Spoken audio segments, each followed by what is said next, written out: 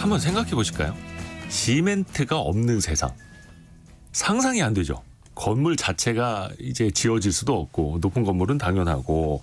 자, 그런데 서울 지역 그 2월 기준으로 평균 분양가가 3.3제곱미터당 즉 한 평당 3,700만 원 선이라고 합니다. 1년 전보다 25% 가까이 올랐는데 인건비뿐만 아니라 철근 또 이 시멘트까지 각종 원자재들이 또 많이 올라가고 있습니다. 그 이유는 뭔지 오늘은 시멘트에 대해서 또 재미있게 이야기를 해보죠. 뿌리 깊은 제조업 시간.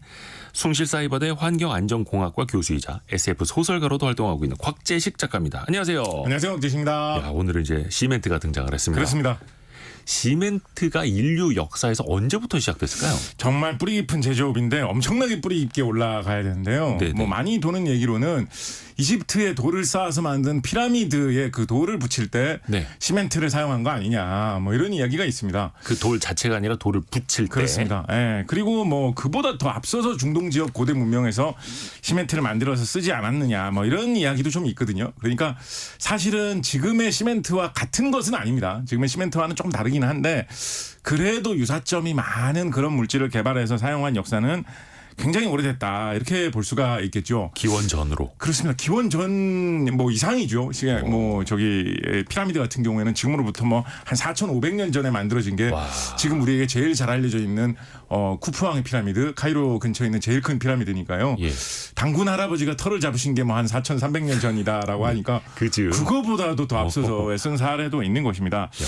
약간 이거 용어를 좀 정리를 해볼 필요가 있는데요. 네. 우리가 이제 시멘트라는 말이 있고 이 일상생활에서 이제 건설 작업 안 하시는 분들은 좀 이렇게 헷갈리는 단어로 이제 콘크리트라는 말도 있지 네. 않습니까? 네. 이제 시멘트는 뭐고 콘크리트는 뭐야? 뭐 비슷비슷한 거 아니야? 뭐 이렇게 생각하실 수가 있는데요. 쉽게 설명을 드리면 시멘트는 그 시멘트 포대에 들어있는 그 가루고요. 가루. 예, 콘크리트는 이제 거기에 자갈이나 돌 같은 모래 같은 걸 섞어가지고 단단하게 돌처럼 굳힐 수 있게 반죽해서 만든 그게 콘크리트라고 보시면 되겠습니다. 시멘트에다 물과 자갈을 섞으면 콘크리트. 그렇습니다. 예. 예, 그리고 시멘트가 사실은 뭐를 이렇게 붙여주는 용도로 사실 쓰는 접착제 같은 그런 거라고 보시면 되는데요. 보통 이제 현대에서 건설할 때는 콘크리트로 건설을 많이 하다 보니까 자갈, 모래, 돌 이런 거를 시멘트하고 섞어가지고 건물을 짓죠. 그래서 이제 시멘트에 들어간 일이 자갈, 돌 이런 거를 이제 흔히 이제 골재 뭐 이런 식으로 부르는데요. 또 이런 거 말고 흔히 또 시멘트하고 섞어서 많이 쓰는 걸로 이제 모래가 있습니다. 네, 시멘트하고 이제 모래하고 섞어가지고 이렇게 반죽을 해가지고 굳히면 또 이제 돌처럼 이렇게 단단하게 굳게 되는데 그거를 이제 흔히 모르타르라고 하거든요. 업계에서는 그걸 뭐 몰탈 예. 뭐 이런 식으로 부르기도 하는데 네. 뭐 표준어로는 모르타르라고 합니다. 그래서 흔히 이제 길 가다가 보면 시멘트로 이렇게 뭐 발라가지고 붙여놓은 것 같은 그런 거 있잖아요. 양생중. 예. 그 다음에 아니면 뭐 밟으면 큰일 나죠. 벽돌 쌓을 때 이렇게 벽돌 쌓고 그 위에 시멘트 바르고 벽돌 쌓고 이런 식으로 쭉 예, 쌓아서 예. 붙이지 않습니까? 그렇죠. 그럴 때 보통 그 시멘트만 쓰는 게 아니라 시멘트하고 모래하고 섞은 모르타르를 사실 쓰는 경우가 굉장히 많습니다. 아, 그냥 시멘트만으로는 안 되고 모래를 그냥 좀 같이 섞어야. 시멘트만 반죽해서 쓰는 경우도 이제 있긴 있는데 그런 경우가 있긴 있는데 모래하고 섞은 모르타르를 쓰는 경우가 이제 굉장히 많고요. 그래서 이제 뭐 우리 흔히 학교에서 이렇게 뭐 누가 장난치다가 실내에서 넘어지면 아유 시멘트 바닥에서 넘어졌으니까 얼마나 아프니 뭐 이런 말을 하는데 그쵸. 조금 기술적으로 정확하게 말하면 네. 모르타르 바닥에 넘어져서 아프겠다 이렇게 말하는 게 좀 더 정확할 수 있는 거죠 사실은. 야, 그 친구 사이의 대화는 잘 안 통할 것 같은데요. 뭐 그렇긴 합니다만 뭐 기술적으로는 좀 너 그렇다라고 F 볼 수 아니고 있고요. TG 막 이렇게. 그래서 대부분 이제 시멘트를 뭐 써가지고 뭘 만들었다라고 할 때는 이 네. 모르타르나 콘크리트로 사실은 그러니까 시멘트가 재료이긴 하지만 거기에 뭘 섞어갖고 만든 경우가 많습니다. 이게 우리나라에서도 쓴 사례가 뭐 적지 않게 많이 있는 게 가만히 생각을 해보시면 뭐 덕수궁 돌담길이나 네. 아니면 뭐 조선시대 궁궐의 담이나 성벽 같은 거 보면 맞아요. 큰 돌을 쌓아 올려가지고 그냥 만든 그런 성벽도 있지만 네. 돌을 이렇게 쌓아놓고 중간에 뭐 흰 색깔로 돼 있는 뭘 이렇게 접착제 같은 이런 걸 해놓고 네네네. 거기에 이렇게 차곡차곡 붙여놓은 그쵸. 현대의 벽돌집 쌓듯이 뭐 이렇게 만들어 놓은 것도 어렵지 않게 볼 수 있거든요. 조선시대에도 그 시멘트 비슷한 거를 썼던 것이고 이거를 흔히 이제 조선시대에는 석회 혹은 이제 석회석이라는 이제 돌이 있으니까 그거하고 구분하기 위해서 생석회 이런 식으로 부르는데요. 생석회가 현대의 시멘트하고 성질이 꽤나 많이 비슷한 성분도 꽤나 비슷한 그런 성분입니다. 생석회. 네, 생석회를 어떻게 만드냐면 이제 석회석 우리 돌 있죠. 돌을 이제 그거를 빻은 다음에 한번 구워가지고 그거를 만들면 그게 이제 생석회가 되거든요. 그러니까 이제 이 용어가 좀 헷갈리죠. 생석회인데 석회석을 그냥 생으로 하는 게 생석회가 아니고 한번 구운 석회면 뭐 군석회나 찐석회라고 불러야지 덜 헷갈릴 것 같은데 석회석을 빻아서 구워서 쪄서 만든 거를 생석회라고 부르고 이게 뭔가 살아있거나 뭐 갓 나온 게 아니라 네. 오히려 빻아서 구운 거예요. 그러니까 이제 그거를 가지고 이제 거기다 이제 물도 섞고 모래도 섞고 해가지고 성벽 같은 걸 만들어서 굳힌다라는 뜻으로 그거의 원재료라는 뜻으로 생석회 이런 말을 이제 옛날에 그 시절에 썼거든요. 그냥 시멘트 뭐 이렇게 그렇습니다. 모르타르 이런 식으로. 그러니까 그 조선 시대는 이제 흔히 이제 석회, 생석회 이런 식으로 이제 부르던 거고요. 네. 의외로 쓰이는 경우가 상당히 많아가지고 어떤 경우 대표적으로 어떤 경우에도 정말 많이 쓰였냐면 뭐 최근에 이제 파묘라는 영화도 네. 있습니다만 조선 시대 한 중기 이후로 16세기, 17세기 경우에는 이 묘를 만들 때 예. 그냥 흙 파고 바로 이제 거기다가 관을 넣는 게 아니라 그 주변에 이 생석회를 이용해가지고 싹 바르는 이런 공정을 거치는 경우가 많이 있었거든요. 당시에도 도굴이 좀 있어서요. 그런 것도 있고요. 한편으로는 옛날 사람들에는 뭐 파묘에도 뭐 험한 것이 나왔다 뭐 이런 얘기 하지 않습니까? 근데 험한 것이 절대 나오게 할 수 없도록 안에 뭐 나무뿌리라든가 잡다한 무슨 뭐 이상한 동물이라든가 못 들어가도록 아예 그런 모르타르, 콘크리트 같은 성분으로 다 주변을 막기 위해서 생석회, 모래, 뭐 숯 이런 걸 이용을 해가지고 싹 채워놓으면 그게 자연적인 수분하고 같이 이렇게 싹 섞이면서 지금 우리가 모르타르로 채워놓은 것처럼 이렇게 싹 굳어가지고 단단하게 되는 그런 묘들이 조선시대에는 많이 있고 재미있는 게 이렇게 해서 묘를 만들어 놓으면 완전히 밀폐화되고 열이 많이 발생을 하면서 내부가 완전히 좀 건조가 되거든요. 네. 그러면 희한하게도 내부에 있는 물체가 미라처럼 변화하는 경우가 많이 있습니다. 그래서 요즘 조선시대 무덤을 발굴해 보면 의외로 16세기, 17세기 무덤 중에 희한하게 미라 상태로 돼가지고 그대로 보존된 게 이런 석회를 사용해서 생석회를 사용해서 만든 무덤에서 나올 때가 있는데 건조해서 그 안이. 이게 또 밀폐돼 있으니까 건조하고 또 밀폐돼 있으니까 네네. 이게 묘한 게 이게 훨씬 더 앞선 시대에 이집트 하면 피라미드하고 미라인데 미라. 그게 희한하게 비슷하게 수천 년의 시간을 지나서 조선시대 중기에도 등장하다니 이게 좀 묘하다. 뭐 이런 생각도 좀 들죠. 석회석이 있었기 때문에 또 그게 가능했던 거고. 그렇습니다. 우리가 지금 주변에서 만나볼 수 있는 시멘트 중에 포틀랜드 시멘트 아마 들어보신 분이 있을 거예요. 네네. 이게 뭐 상표입니까? 종류입니까? 이거 언제 생긴 거예요? 생각해 보시면 조선시대에도 현대 시멘트 같은 게 비슷한 게 이렇게 있었다라고 하는데 그렇다고 해서 뭐 조선시대에 뭐 30층짜리 빌딩을 쌓았다거나 네. 한강을 가로지르는 다리를 낳았다거나 뭐 이런 거는 들어본 적 없지 않습니까? 그렇죠. 조선시대의 생석회 이 정도로는 현대의 모르타르나 콘크리트 같이 이렇게 쉽고 간편하게 쓸 수 있으면서도 좀 단단하게 이렇게 만들기는 좀 어렵습니다. 네. 그래서 이제 과거에는 시멘트가 그렇게까지 많이 사용되지는 않았던 것인데요. 세계의 수많은 나라나 문명 중에 상당히 앞서서 아주 질 좋은 시멘트를 많이 사용했던 유일한 나라가 하나가 있기는 있습니다.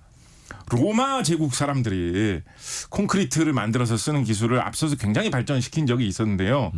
우연히도 나폴리 해안 주변에서 발견이 되는 그때 당시 이제 포졸란이라고 불렀던 네. 화산재 성분에서 나왔던 모래, 돌가루 같은 거를 그 생석회 성분하고 섞어가지고 쓰다 보니까 시멘트, 모르타르, 콘크리트의 질이 갑자기 확 올라가는 바람에 로마 사람들은 아주 질 좋은 콘크리트 건물들을 지을 수 있는 기술력이 있었습니다. 그래서 로마 시대에 웅장한 그런 건축물들이 많이 만들어질 수 있었던 것이고요. 뭐 판테온 같은 지금도 남아있는 대표적인 아름다운 건축물들이 뭐 그런 걸로 지었던 로마 시대의 웅장한 건축물이라고 하지요. 근데 로마 제국이 멸망하면서 이 기술이 잊혀져 버렸어요. 그래서 거의 1000년 이상 동안 다시 이런 시멘트와 콘크리트, 모르타르를 이용해서 건물을 자유자재로 짓는 거를 유럽에서도 못하고 있었습니다. 네. 그러다가 로마 멸망 이후 뭐 천수백 년이 지난 후에 로마 시대 때는 이런 것도 했다는데 다시 한번 어떻게 해볼까라고 하면서 여러 가지 시도들이 이루어지면서 시멘트 기술이 다시 발전을 했는데요. 그러다가 1825년을 전후로 해가지고 영국의 아스프딘이라는 사람이 네. 이 사람 자기 아버지 때부터 한 2대에 걸쳐서 이거를 열심히 투자를 해가지고 고민했던 벽돌 뭐 이런 거 만들던 사람인데요. 네네. 이분이 막 복잡한 과정을 거쳐가지고 석회에서 빻은 가루하고 몇 가지 뭐 흙성분, 모래성분을 잘 섞어서 한 번 굽고 두 번 굽고 이렇게 가공을 하면 아주 성능이 좋은 시멘트가 만들어진다라고 해서 현대적인 훨씬 더 질이 좋은 시멘트 만드는 방법을 개발을 했습니다. 개발을 하고 파고 판매를 하면서 이건 뭐라고 부를까? 그냥 뭐 시멘트예요. 이렇게 하면 야, 그 시멘트 뭐 그렇게 단단하지도 않던데라고 하면 잘 안 팔릴 것 같잖아요. 그래서 이 사람이 고민 끝에 이 시멘트를 이용을 해가지고 모르타르나 콘크리트를 만들어가지고 굳히면 당시 영국 포틀랜드 지방에서 채취되던 돌하고 비슷한 질감이 난다라고 해서 포틀랜드하고는 사실 별 상관없고요. 별 상관이 없네요. 이분이 진짜. 뭐 포틀랜드가 고향도 아니에요. 저는 그래서 포틀랜드 얘기 언제 나오나 듣고 네. 있었는데. 이분이 뭐 포틀랜드하고 무슨 큰 인연이 있는 사람도 아니고요. 그런데 포틀랜드 느낌이 난다라고 해가지고 포틀랜드 시멘트라는 이름을 붙여가지고 판매를 하기 시작했는데 예. 이게 예전에 비해서 대량 생산도 잘 되고 쓰기도 편하고 너무 빨리 굳지도 않고 너무 늦게 굳지도 않고 굳혀놓으면 아주 튼튼하고 해가지고 이게 현대 시멘트의 원조가 되어서 지금 우리가 시멘트다라고 부르는 것은 바로 이 영국의 아스프딘이라는 이분이 개발한 포틀랜드 시멘트 만드는 기법이 개량돼가지고 지금 그냥 시멘트라고 부르는 거는 딴 말 안 하면 다 포틀랜드 시멘트다 이렇게 보시면 되겠습니다. 그냥 포틀랜드산 천연석과 비슷하다라고 해서 비슷한 느낌이 나는 거의 포틀랜드 시멘트는 이태리 타월 느낌이네요. 그렇습니다. 네, 그렇습니다. 네. 근데 이제 중요한 거는 아까 그 석회석이라고 말씀해 주셨어요. 석회석부터 출발을 하는 거죠. 네네. 시멘트를 만드는 게. 그렇습니다. 네, 석회석이 주 재료고요.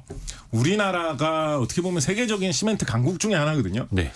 우리나라가 인구가 5천만이면 세계 인구 80억에 비하면 뭐 그렇게 많지는 않은데 시멘트 생산량이면 소비량으로 보면 항상 10위권에서 안쪽 바깥으로 왔다 갔다 합니다. 그러니까 세계 10대 시멘트 대국이라고 할 정도로 그만큼 뭘 또 많이 짓는다는 거죠. 그렇기도 하고요. 또 시멘트를 생산하는 기술도 상당히 발전돼 있다라는 뜻입니다.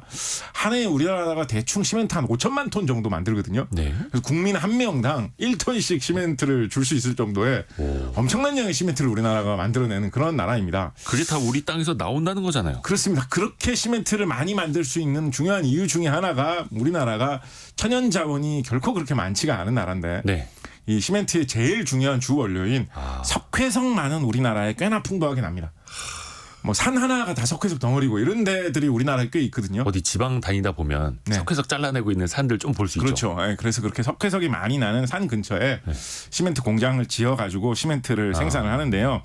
주 원료인 이제 석회석을 캐가지고 석회석을 빻는 게 이제 빻아서 가루로 만드는 게 제일 첫 번째 공정이고요. 네. 이제 그거를 이제 기계에 넣어가지고 다른 재료하고 이제 배합을 해서 시멘트를 만드는 거죠. 요 석회석 빻는 과정에서 뭐 과거에는 이런 게 큰 문제가 안 됐었는데 요즘에는 석회석 빻을 때 그리고 석회석을 캐가지고 움직일 때 그 가루 날리는 게 미세먼지 문제가 심각하다라는 걸 주변에서 지적을 많이 하거든요. 네네네. 그래서 그거 가루를 가라앉히려고 요즘은 시멘트 공장에서 물을 엄청 뿌립니다. 그래서 그 물을 어떻게 조달해와서 잘 뿌리느냐 이런 것도 요즘 좀 기술력이 된 그런 상태입니다. 석회석을 빻고 나면 그 다음에 이 포틀랜드 시멘트를 만들기 위해서는 규산질, 점토질, 철질 뭐 이런 재료들하고 같이 배합을 해가지고 만들게 되는데 다 따지고 보면 돌 성분이나 모래 성분들입니다. 돌 성분들이나 모래 성분들 중에서 포틀랜드 시멘트가 될 만한 그런 것들을 잘 뽑아가지고 이제 섞어서 만드는 것인데요. 그냥 섞는다고 해가지고는 이게 이제 시멘트가 되지 않고 예전에 조선시대 때 생석회를 만들듯이 요거를 이제 아주 높은 온도로 한번 찝니다. 찔 때 이걸 찔 때 어떤 식으로 찔냐면 이걸 이제 킬른이라는 기계에 놓고 찌는데요. 이 업계에서는 흔히 이거를 뭐 발음을 편하게 하려고 그러는지 흔히 킬른 이런 식으로 부르는데 KIL은 킬른이 표준어고요. 네네. 이 기계가 상당히 좀 재밌는데 네네네. 어떤 식으로 이걸 찌냐면 골고루 잘 이 돌을 찌기 위해서 이 돌을 찐다는 것도 참 생각해보면 신기한 일인데 돌을 이걸 잘 찌기 위해서 예. 바베큐 장치 같은 데다가 집어넣고 이거 빙빙 돌리면서 이걸 찝니다. 그래서 대충 보면 이 큰 시멘트 공장에 가면 한 대형 버스 한 5-6대 정도 연결해 놓은 아주 커다란 둥그런 기계가 빙빙 돌아가면서 이거를 계속 찌고 있거든요. 그러니까 돌가루를 뭔가 굽고 있는, 찌고 있는 거죠. 예, 찌는 그런 거를 하면 이제 1차적인 시멘트가 완성이 되는데요. 요때 온도를 굉장히 높게 올려줘야 됩니다. 네. 기본적으로 최소 800도 이상은 높여줘야 되고요.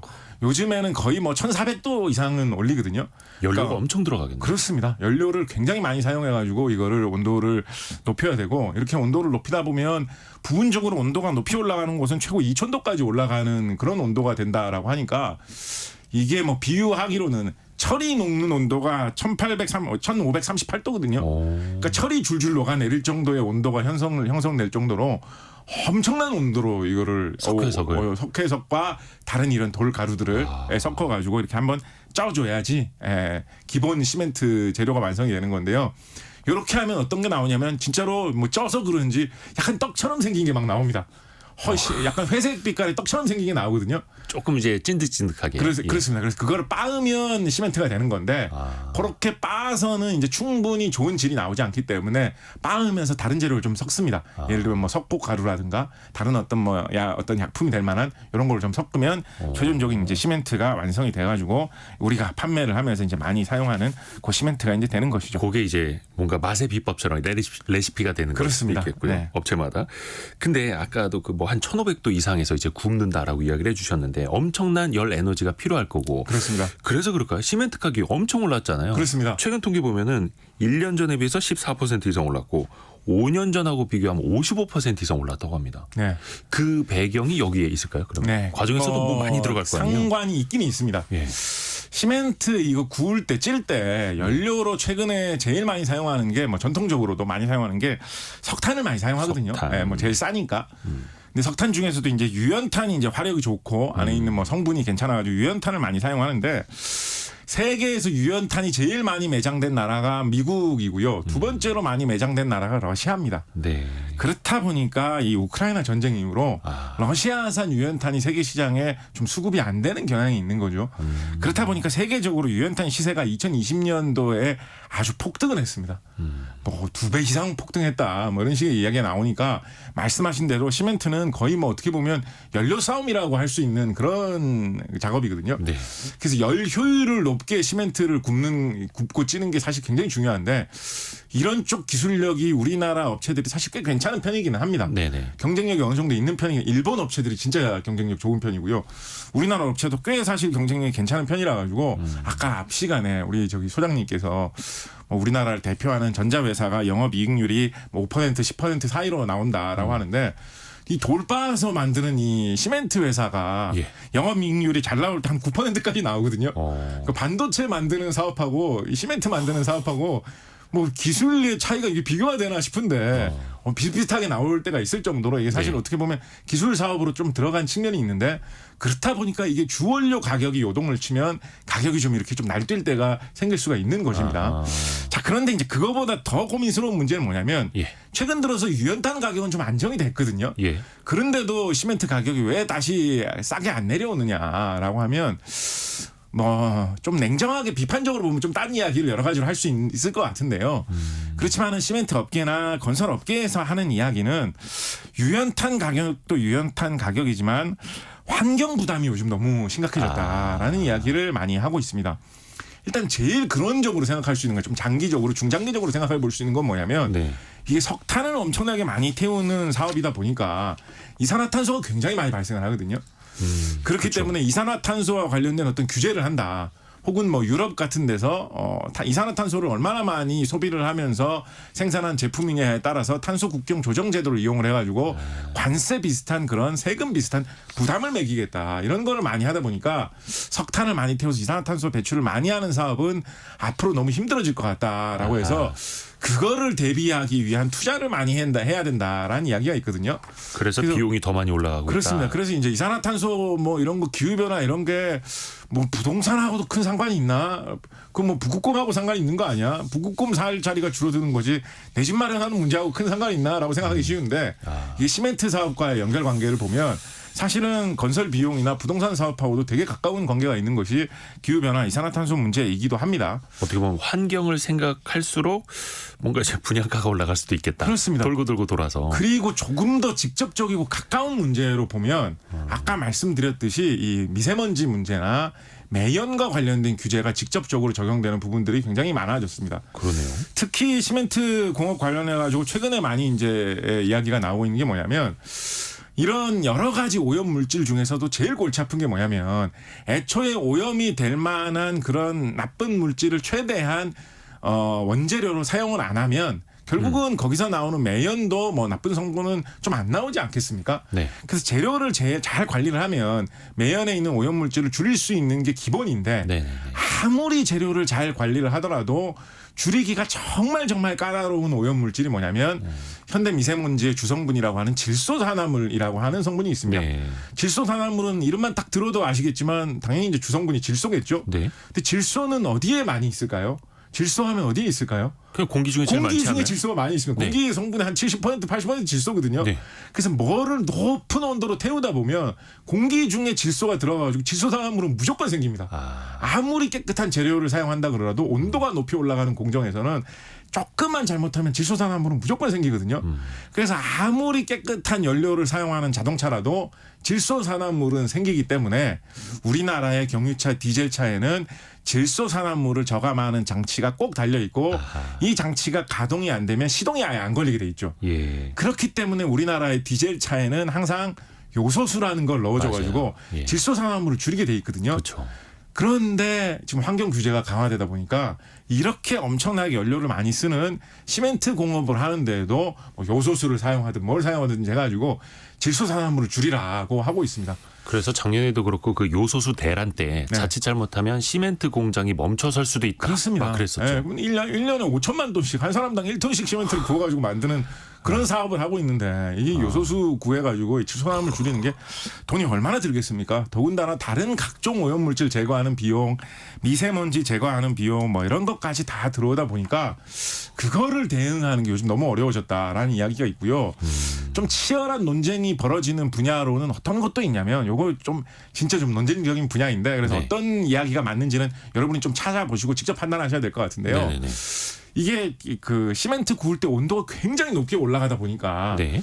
어떤 생각을 하냐면 이렇게 온도가 높이 올라가면 웬만한 거는 집어넣으면 형체도 없이 다 타버리겠는데 이런 생각을 많이 합니다. 네. 그래서 이 재활용 쓰레기로 나오는 것 중에 아하. 태우면 좋을 만한 거를 시멘트에 연료를 태울 때 같이 넣어서 태우거든요. 특히나 이렇게 좀 균질한 거, 잡쓰레기 다 집어넣으면 안 좋을 수 있으니까 뭐 타이어라든가 아니면 폐 플라스틱 같은 게 이렇게 균질한 게 쫙 나오면 그런 거를 집어넣어서 태우면 아주 잘 타가지고 화력을 오히려 좋게 할 수 있기 때문에 폐 플라스틱 같은 게 소각장이 일반 도시 지역에는 소각장에 올라가면 갑자기 화력이 너무 세져가지고 소각장 내부가 상한다라고 해서 일반 소각장에서 오히려 플라스틱 쓰레기가 너무 많이 나올 때 고민되는 경우도 많이 있거든요. 네. 특히 옛날에 음식물 쓰레기 분리 안 할 때는 음식물은 잘 안 타잖아요. 그래서 현대에 있는 도시 지역 소각장 중에는 높은 온도를 잘 못 견뎌서 고민인 곳들도 과거에 있었습니다. 그래서 그런 데는 플라스틱이 많이 들어오면 오히려 고민인데 우리는 높은 온도면 온도일수록 좋다. 얼마든지 보내라라고 해서 시멘트 공업사 중에 이런 타이어나 플라스틱을 가져가는 곳들이 많이 있습니다. 그렇죠. 그렇게 하다 보니까 이게 이 재활용 업체들이라든가 기존의 소각장들하고 시멘트 공업사들이 약간 경쟁을 하는 이런 상황이 발생을 합니다.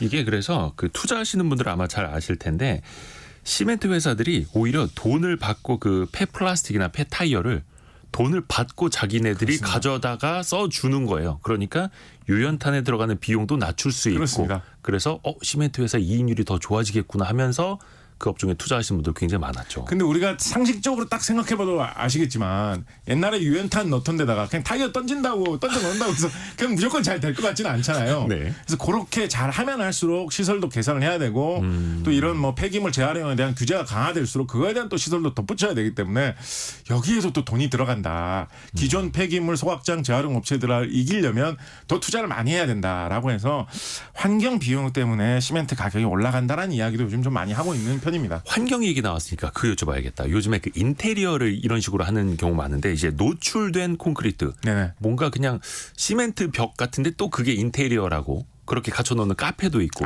사무실도 네네. 그렇게 좀 많이 하지 않습니까? 네. 요거는 환경이나 건강에는 별 문제는 없습니까? 근데 이제 잘만 만들어 놓으면 이제 큰 문제는 없는데요. 네. 잘 못 만들었을 경우에 예를 들어서 노출 콘크리트로 할 생각을 전혀 안 한 건물인데 원래는 그 위에 뭐 입히려고 생각을 했었는데 그냥 뭐 대충 허물어져가는 건물 사가지고 노출시킨 상태로 그냥 대충 쓴다라고 하게 되면 자칫 잘못하면 기준이 잘 안 맞아가지고 거기서 어떤 미세먼지가 발생한다거나 하는 그런 경우는 있을 수 있거든요. 네네네. 원래 사실은 이 노출 콘크리트의 미학이라는 게 옛날에 그리스 로마 시절에 그 콘크리트를 노출해서 쓰는 게 좀 이게 겉면이 좀 아름다운 시멘트와 이런 모래 이런 자갈 이런 게 어울려져 가지고 멋진 모습이 되던 그 미학이 좀 이어져 내려온 것인데 그게 좀 지나치게 남용될 경우에는 간혹가다 문제가 되는 경우도 있을 수는 있다. 이 정도 뭐 짚어보고 넘어갈 수 있을 것 같고요. 네. 좀 마지막으로 신기한 거 하나만 좀 말씀을 드리면 네, 신기한 거. 네, 우리나라에 아까 딴 자원은 별로 없지만 석회석은 풍부하다라고 그쵸. 말씀드렸잖아요.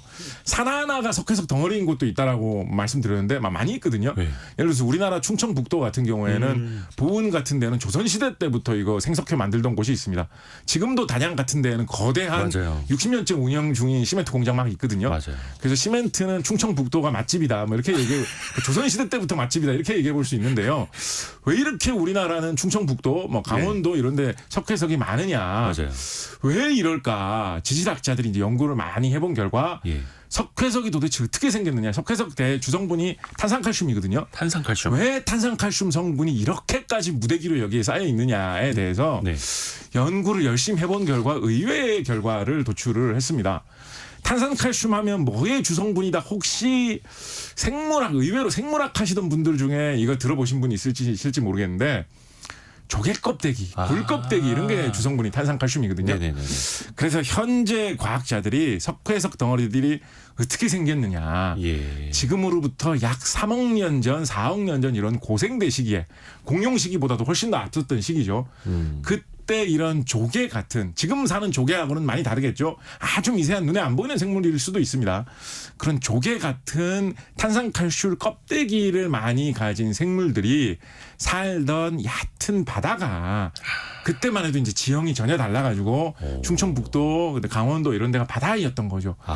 아주 따뜻한 열대 바다였던 것으로 보고 있습니다. 근데 그런 곳에 그런 조개 껍질 같은 성분을 가진 생물들이 엄청나게 많이 살았는데 네. 수백만 년, 수천만 년 살다가 죽고 하면 그 껍질은 썩어서 없어지지 않잖아요. 네. 계속 쌓인 거예요. 계속 쌓여가지고 그게 땅에 묻혀가지고 2억 년, 3억 년이 흐르는 사이에 돌로 굳어서 지금 산처럼 만들어져 있는 거죠. 네. 우리나라의 국가에서 발행한 대한민국 국가 지도집이라는 자료를 보면 아마도 모르긴 해도 산호에 있는 성분이 변해가지고 네. 석회석이 왜냐하면 그때는 우리나라 열대 기후였다라고 보기 그때는 때문에 바다였으니까. 네, 그래서 약간 낭만적으로 생각을 하시면 네. 도시의 삭막한 콘크리트, 시멘트 건물 사이를 걸을 때 너무 삭막하면 저게 사실은 열대의 그런 조개들 산호였던 고대까지. 시절이 과거에 있었던 것이다. 이런 생각해 보셔도 재밌겠죠. 오늘 시멘트의 역사부터 또 환경 문제 다양하게 또 이야기 들어봤습니다. 곽재식 작가님 고맙습니다. 감사합니다. 감사합니다.